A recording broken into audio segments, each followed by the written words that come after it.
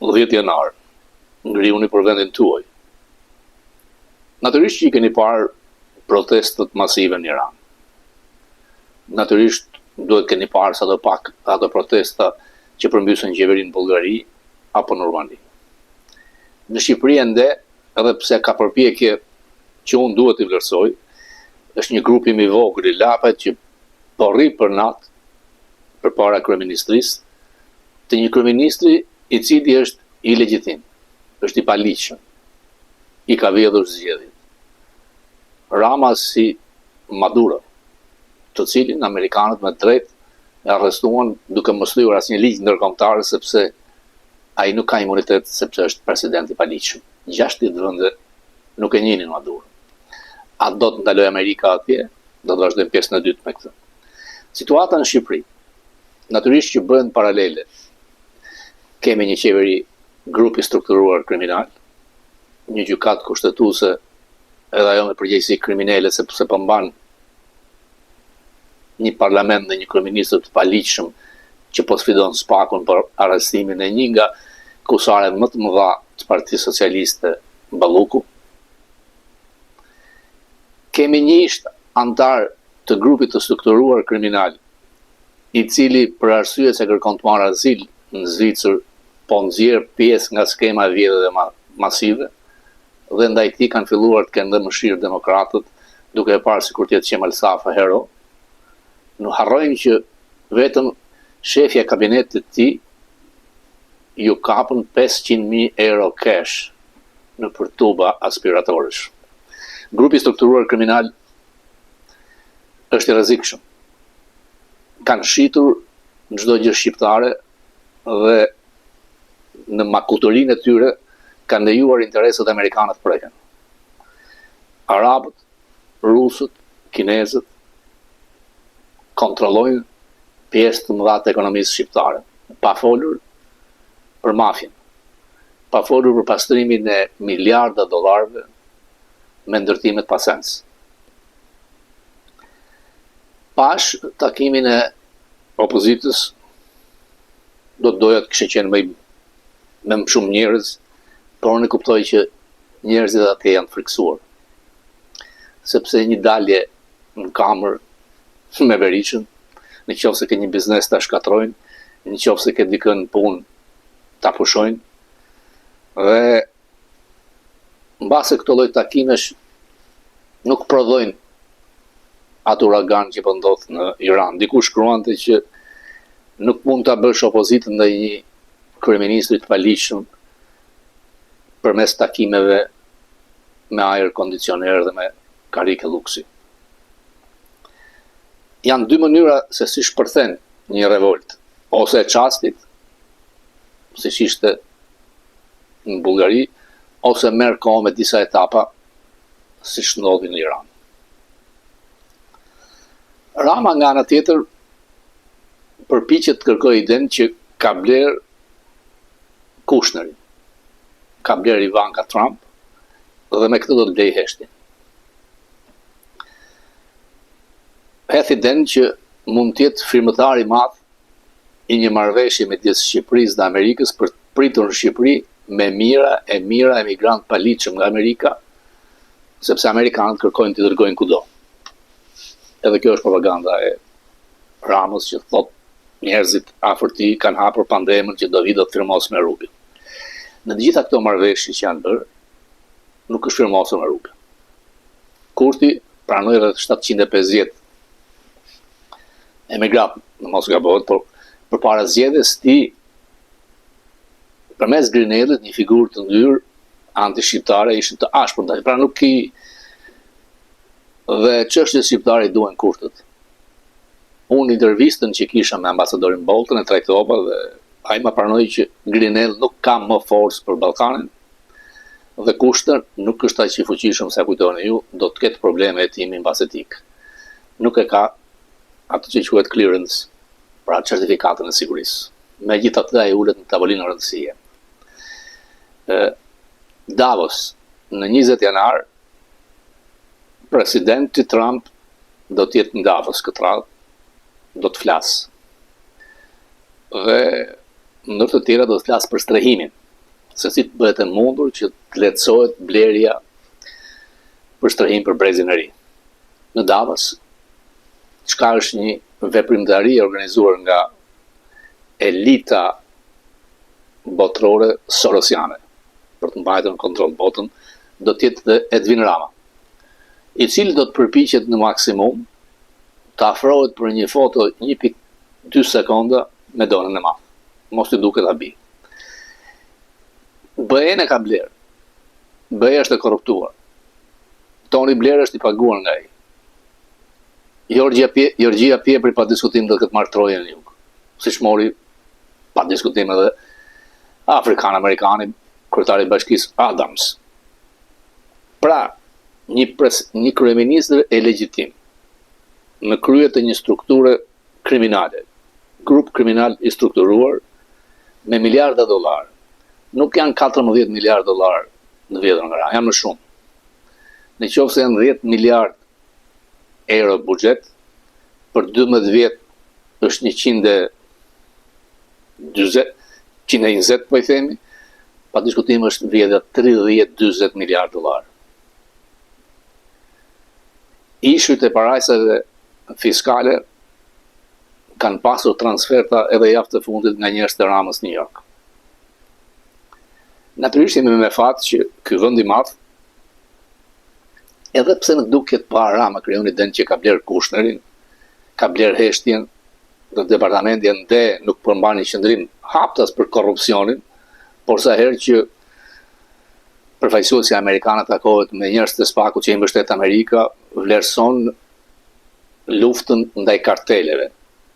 Nuk e kam dëgjuar të thotë ndaj korrupsionit të qeverisë. Por Rama nuk shikohet si qeveritar. Është një kryeministër i legjitim. Por shikohet si degëzim i karteleve. Ndaj, ato tituj në median e djathtë amerikane nuk janë rastësi.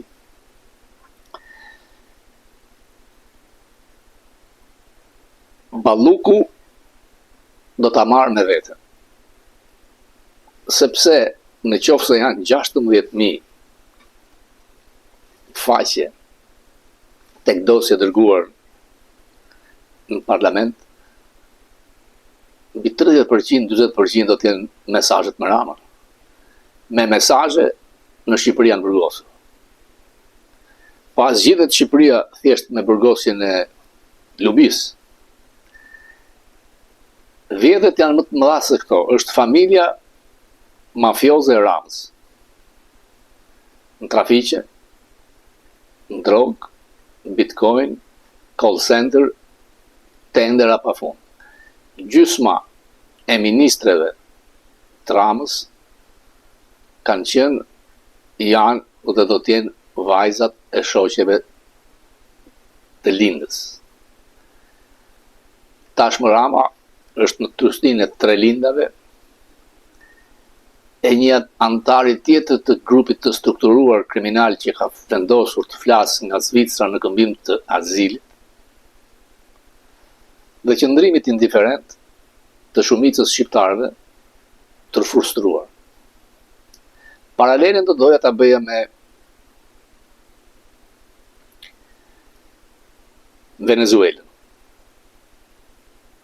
Ende njerëzit janë të friksuar në Venezuelë, sepse është diktaturë, edhe pse është hequr koka, pra është hequr Rama, Ramaduro, përsëri manifestimet dhe ishin pro ti, nonsense. Cia i ka sugjeruar presidenti Trump që duhet mbajtur ky regjim. Trump, si thotë majtë amerikane, narcisist, problemet mëdha, i ka kërkuar kryetares të opozitës në Venezuelë t'ia sjellë dhe t'ia dorëzojë atij çmimin Nobel. Ky do të ishte mbase kushti që ai ta mbështeste atë, por dje në një intervistë tha që do të rindërtojmë Venezuelën, pastaj do të bëjmë zgjedhje të lira. Është njësoj si t'u thojë shqiptarëve në vitin 90, do rindërtojmë Shqipërinë dhe do të bëjmë zgjedhje të lira mbas 20 ditësh.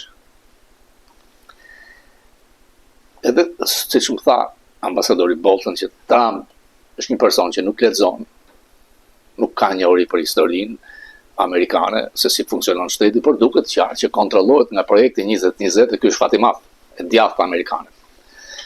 Dhe Trump është Jacksonian. Më mirë me armiq, më keq me miq, është qasja e tij. Kjo ka qenë. Nuk është për të ndërtuar kombe, siç ishin neokoncët e Bushit, siç bajtën në Irak, shpenzuan $2 trilion dhe ende nuk ka zgjidhje apo për të zbritur në Libi. Pra, kupola, ata që kontrollojnë këtë vend të madh nga e djathta, nuk donin të bënin këtë gabim në Venezuelë, por rada i takon Kubës. Do të bjerë Kuba, sepse Kuba ekzistonte në sajt naftës thuajse falas që vinte nga Venezuela. Heqja e kësaj, Kubën e nxjerr jashtë loje. Venezuela qëndronte në pushtet duke shitur në mënyrë klandestine, duke thyer sanksionet naftën e saj te Kina, Rusia dhe Irani. Ishte ajo që quhej trojka e tiranisë. Kështu dhe pjesë e trojkës ishte Venezuela.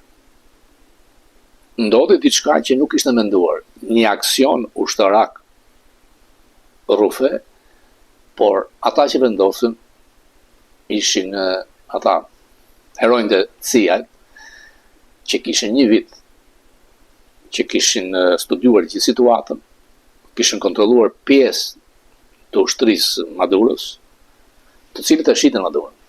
Treguan në vendin ku ishte, në bazën ushtarake, oraret e ndrimit rojeve, ku flinte, ku hante, dhe nuk u plagos asnjë ushtar amerikan. Trump kërkon që industria e naftës të riinvestojë në Venezuelë, paratë do të kontrollohen nga unë, thotë, nafta që do të mirët andej, do të merren 50 milion fuqi, do të ndahet fitimi dhe do t'ju dërgohen Venezuelës ushqime, ndihma, pra është si një lloj plani Marshall për këtë radhë vetë financuar nga bazët e saj. Edhe manjatëve të naftës ju ka thënë ju do të investoni $100 miliard. Jo shteti.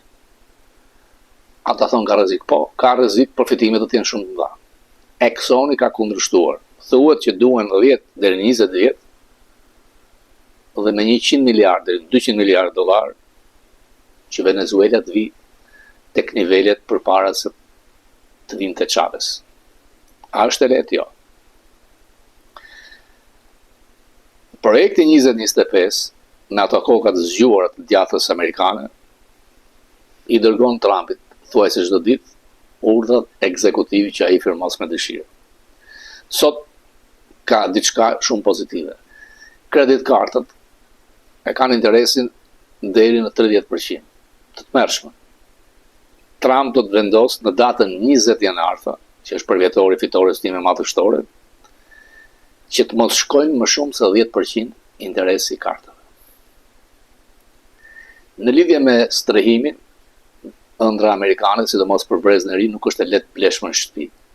Korporatët amerikane blinin sasi të mëdha single homes, shtëpi, vilat vogla dhe i jepnin me qira. Kjo nuk do të ndodhë në urdhër ekzekutivit Trump.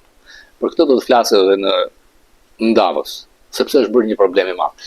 Dhe sociologët këtu thonë që është një brez që votuan për një socialist me ide komuniste në New York, një brez që po bëhet dominant dhe do të kontrollojë rezultatin e zgjedhjeve të tjera.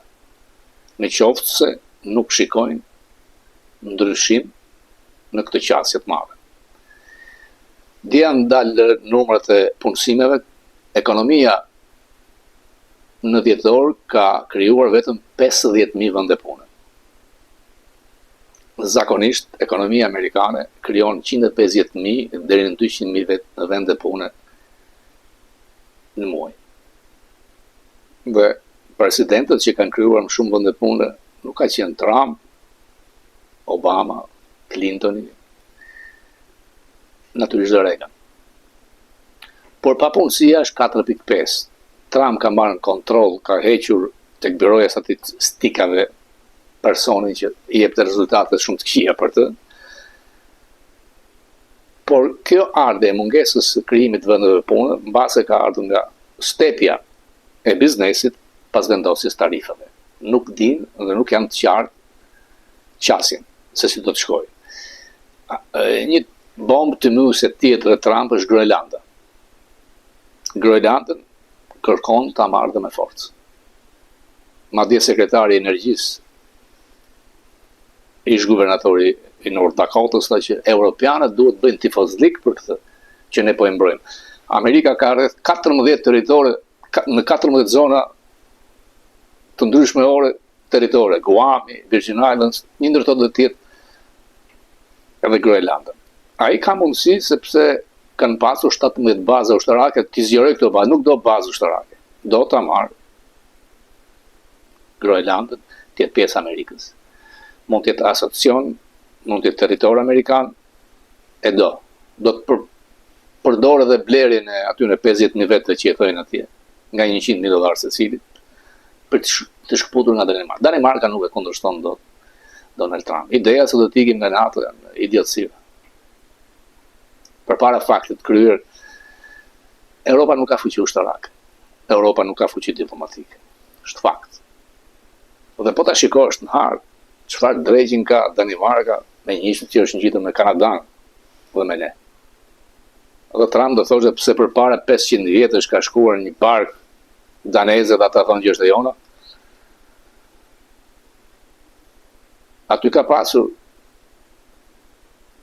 në kohën kur ka qenë mbretëri Norvegji Danimark, viking. Më vonë kanë ardhur nuit që janë indigjen, që kanë Alaskën, Kanada. Dhe tashmë është territor kanadez dhe danez, Danimarka shpenzon edhe $2 miliard duke mbajtur.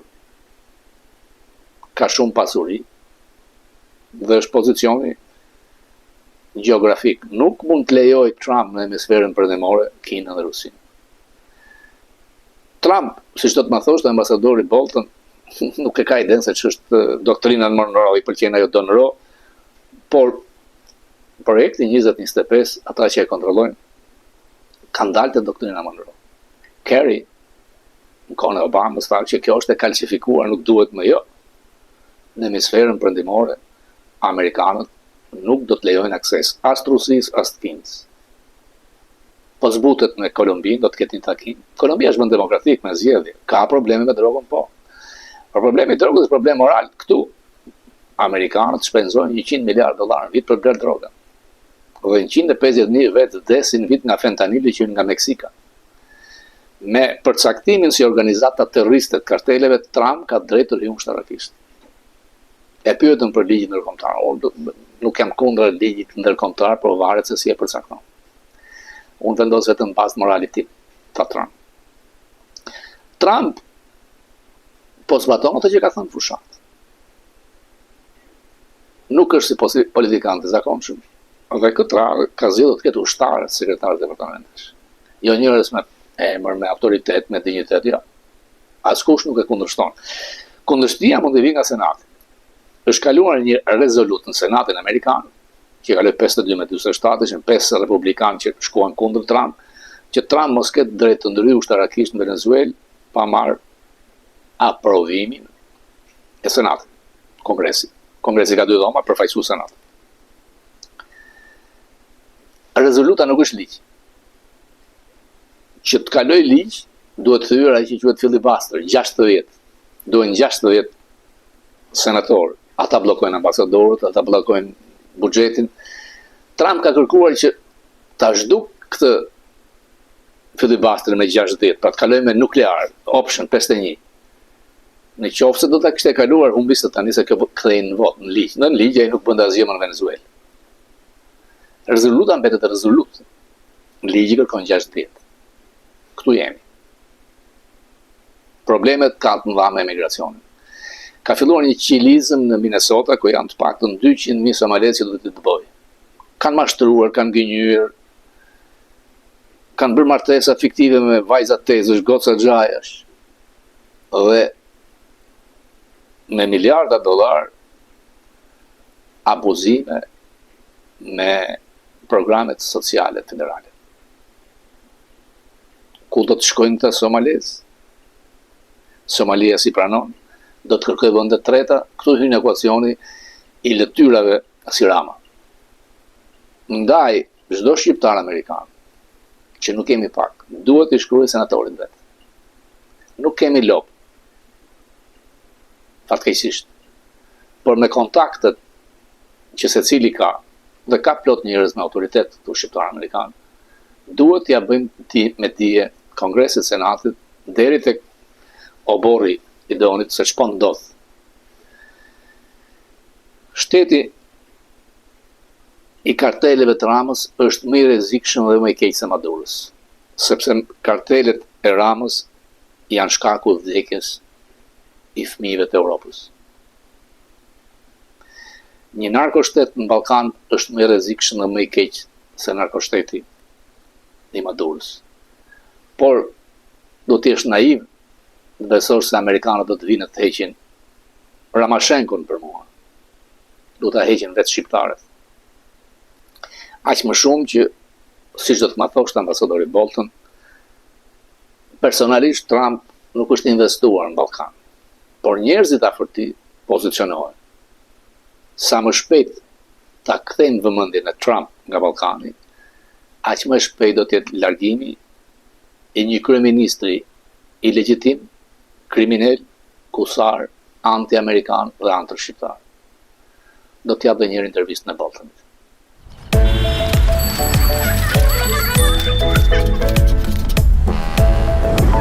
Legjitim sigurisë kombëtare të SBA-s dhe ka qenë për një kohë gjatë. Është gjithashtu kritike për sigurinë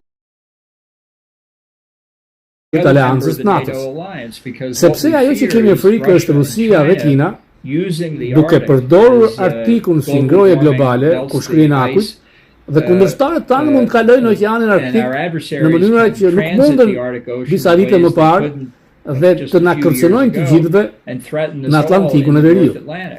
Pra ka një arsye shumë të vërtetë për të shqetësuar për Groenlandën, dhe historia amerikane daton shumë kohë më parë.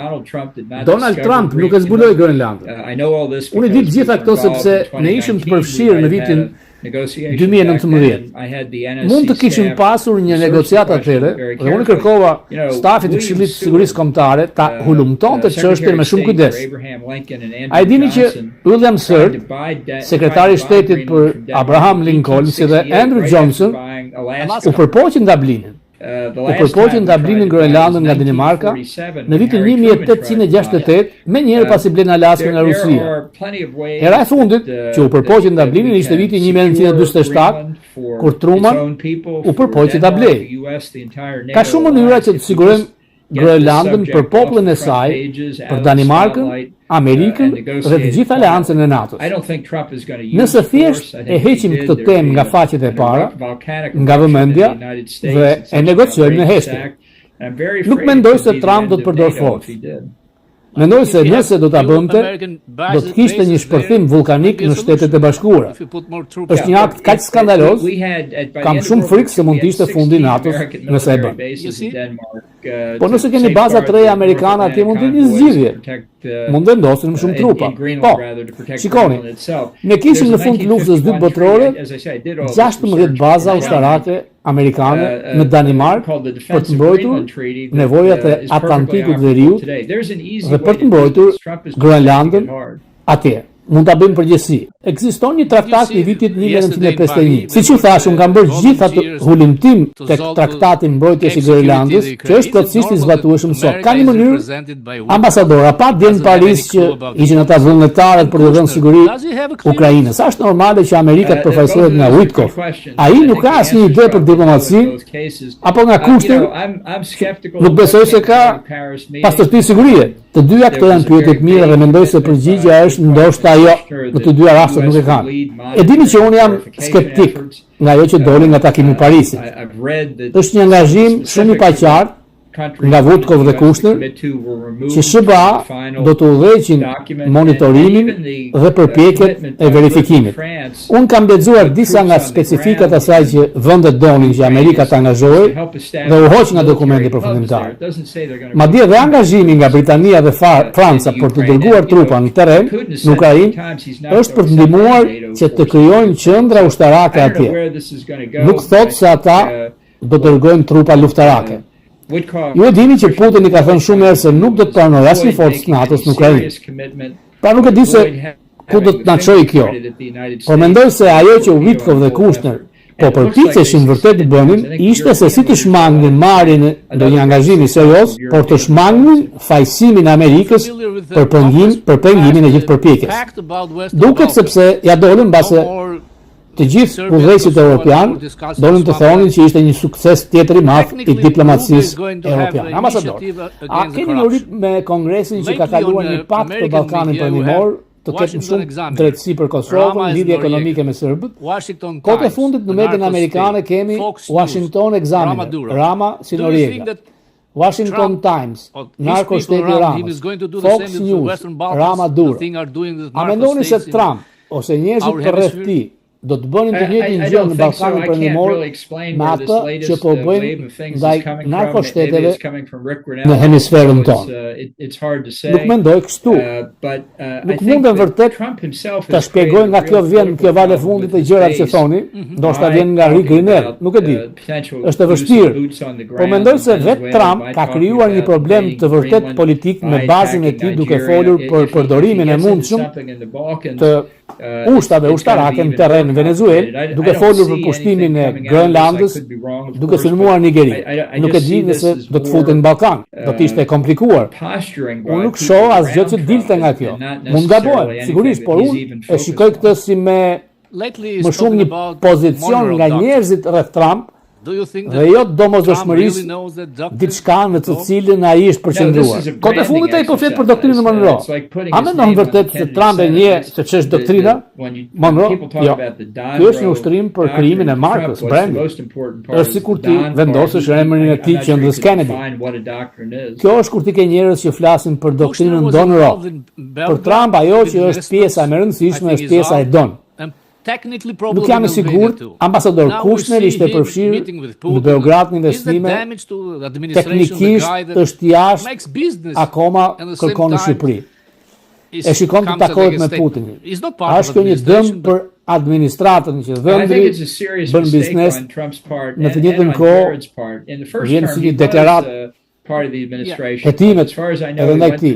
Ai nuk është pjesa e administratës sot Bolton, por mendoj se është një gabim serioz nga pjesa e Trumpit, por dhe nga ana e Kushnerit.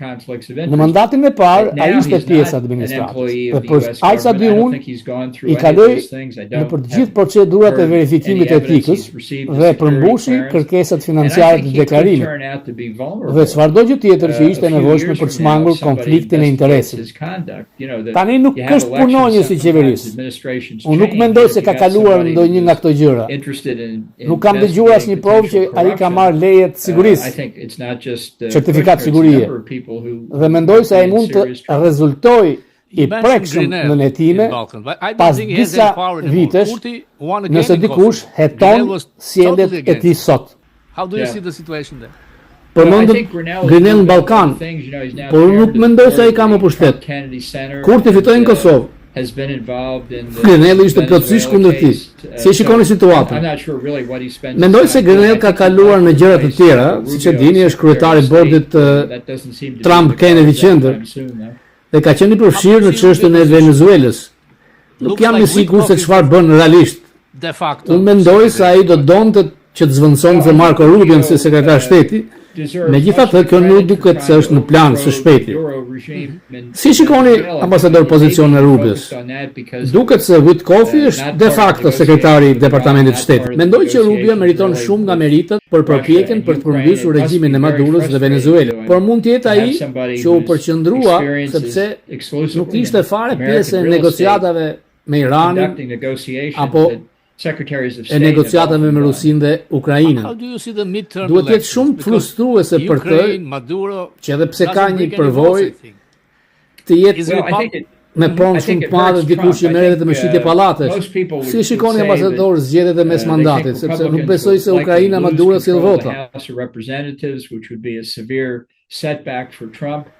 Mendoj se e dëmton Trumpin.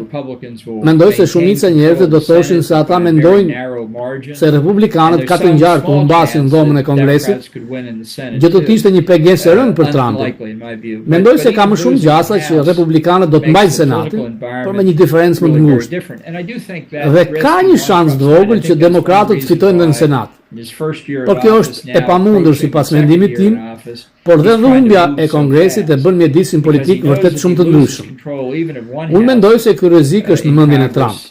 Mendoj se kjo është një arsye pse në vitin e tij të parë detyrës, që tani afrohet vitit të dytë, ai po përpiqet të lëvizë kaq shpejt, sepse e di që nëse humb kontrollin e një dhome, në Kongres në nëndor, do të ketë e vështirë që të bëjë atë që dëshiron. Ai mund të shkarkohet nga Kongresi. Duke i njohur demokratët, jam i sigurt se ata do ta shkarkojnë përsëri.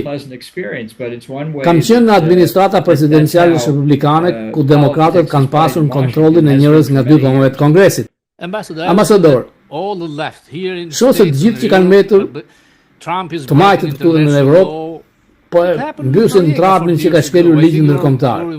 Kjo ka ndodhur me Norvegën 40 vjet më parë. Mendoj se ka qenë i përfshirë. Nuk besoj se po shkel në ligj ndërkombëtar. Ai është president i paligjshëm, ai voti zgjedhjet. Dakor.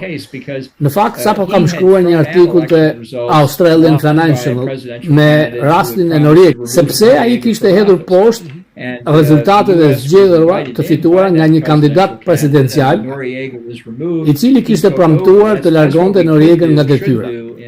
Dhe Shtetet e Bashkuara të Amerikën u ftuan nga ai, pra nga kandidati presidencial, dhe kur Norvega u largua, ai mori poshtetin. Kjo është ajo çfarë duhet të kishin bërë ne në Venezuelë. Si e shikoni pozicionin e J.D. Vance? Ai ishte normale, nuk e pash Mar-a-Lago. Është zëvendës president. U habita shumë. Aty nuk ishte as Gabbard. Edhe unë u habita. Normalisht Vance duhet të ishte atje. Pikrisht në mes të marrjes të gjitha meritave për këtë, por ai tha që iku diku në Ohio.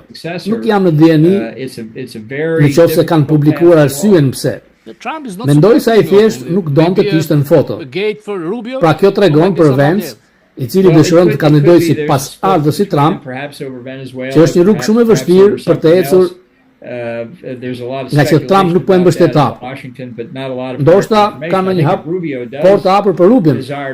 Mund të ketë një ndarje në dy styre, ndoshta mbi Venezuelën, ndoshta edhe për diçka tjetër.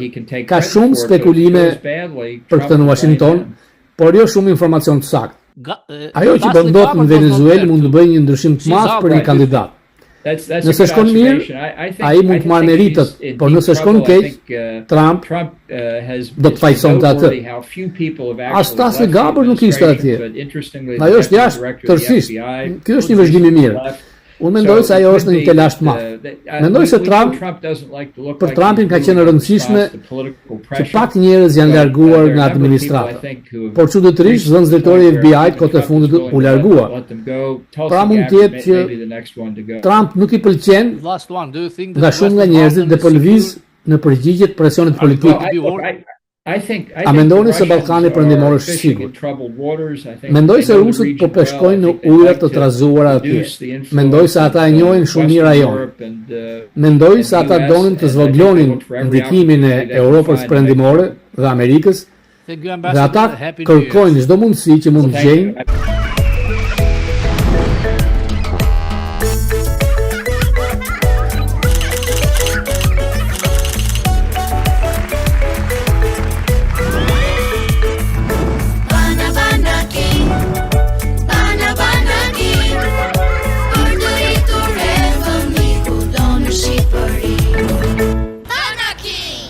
Kudo në Shqipëri.